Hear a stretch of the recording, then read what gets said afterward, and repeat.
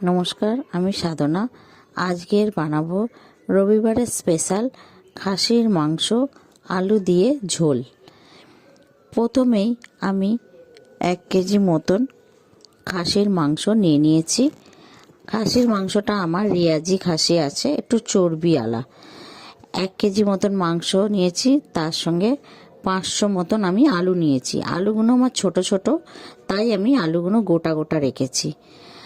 প্রথমেই আমি কুকারের মধ্যে মাংসটা দিয়ে দিয়েছি, দিয়ে অল্প একটু হলুদ গুঁড়ো আর একটু লঙ্কার গুঁড়ো আর অল্প মতন নুন দিয়ে এর মধ্যে একটু সর্ষের তেল দেবো, দিয়ে আর পরিমাণ মতন এই 1 বাটি মতন জল দেব।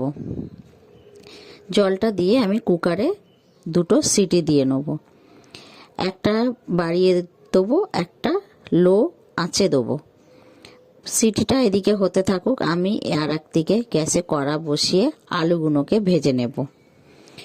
প্রথমেই আলুগুলোকে একটু নেড়ে চেড়ে নিয়ে অল্প করে লবণ আর অল্প একটু হলুদ দিয়ে আলুগুলোকে আমি লাল লাল করে ভেজে নেব।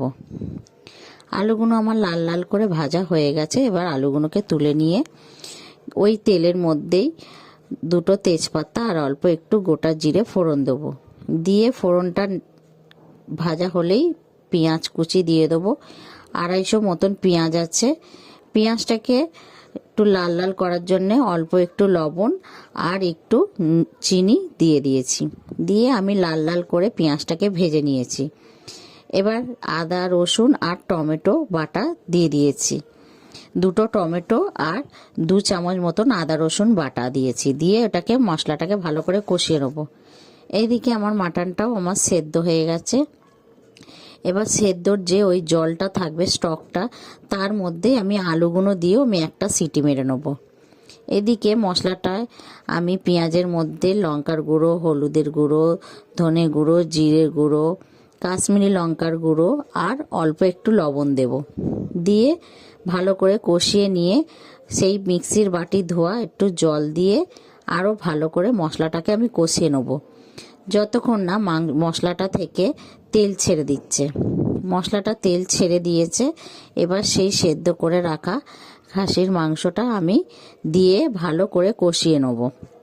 এদিকে আলুটাও আমার একটা সিটি মারা হয়ে গেছে, সেদ্ধ হয়ে গেছে। এবার ওই আলু সমেত যে মাংসের জলটা রয়েছে সেই জলটা দিয়ে দেবো। দিয়ে ভালো করে ফুটিয়ে নেব চাপা দিয়ে। আমি 5 মিনিটের জন্য চাপা দিয়ে রেখে দিয়েছিলাম। 5 মিনিট পরে আমার খাসির মাংসটা ঝোলটা ভালো মতন ফুটে গেছে, রেডি হয়ে গেছে। এর মধ্যে অল্প একটু কুচানো ধনেপাতা আর অল্প একটু গরম মশলা ছড়িয়ে দিয়ে আমার নামিয়ে নেব।